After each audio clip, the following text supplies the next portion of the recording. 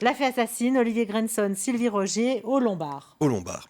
Alors Olivier Grenson, on commence à bien le connaître. Oui. C'est un dessinateur belge, originaire de Charleroi, établi à Bruxelles, qui nous dessine vraiment des séries qu'on connaît bien, comme Nicolas Coda, qui maintenant est terminé, qu'on a connu dans La Femme Accident, et qui, par exemple, a quand même attiré l'attention de quelqu'un comme Jean Van Damme, puisque c'est lui qui a eu la chance de pouvoir dessiner le dernier épisode de 13 Mystéries, donc qui était vraiment la fin de cette explication comme il fallait.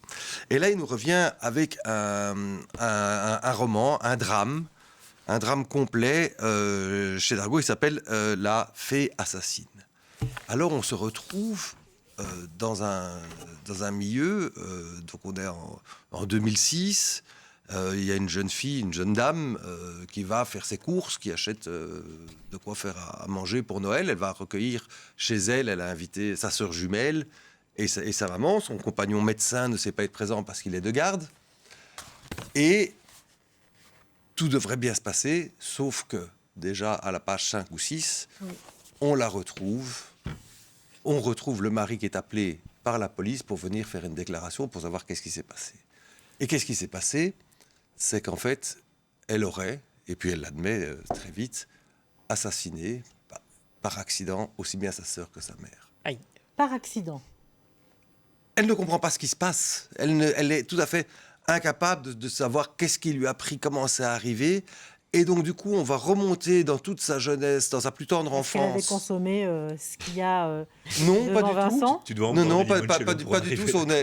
On est vraiment dans un vrai drame familial.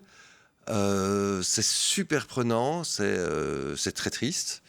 Mais c'est beau aussi. Donc il y a un dessin vraiment avec des teints bleutés en permanence. J'allais dire, la couleur de Lilu est incroyable. Et alors, quelques petites actions qui sont où on trouve du rouge. On trouve du rouge pour un ballon. On trouve du rouge pour le bonnet de bain. On trouve L'univers chromatique est dingue parce qu'on a un l'impression autre qu'il y a univers. très peu de couleurs et tous les sentiments sont là néanmoins.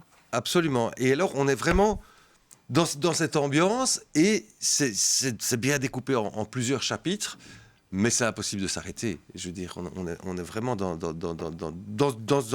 un drame. Tu es en train de nous expliquer que si on le commence le soir tard, on va pas dormir tout de suite. Ah non. Non. Il vaut mieux le commencer le soir tôt. Il vaut mieux le commencer ou le matin. Enfin, je veux dire, vaut mieux le prendre et se dire, ben voilà, Mais pas si tu as des rendez-vous après. Oui, mais pour la culture, les rendez-vous, ils peuvent attendre un petit peu. Donc, je veux Écoute, dire, ça me paraît être une excellente s'arrêter en excuse. plein milieu d'un livre, c'est quand même pas possible. Non, c'est impossible. Ici, La Fée assassine, 2 BD qui sont les coups de cœur de Claude Les coups de cœur de la semaine. cette semaine.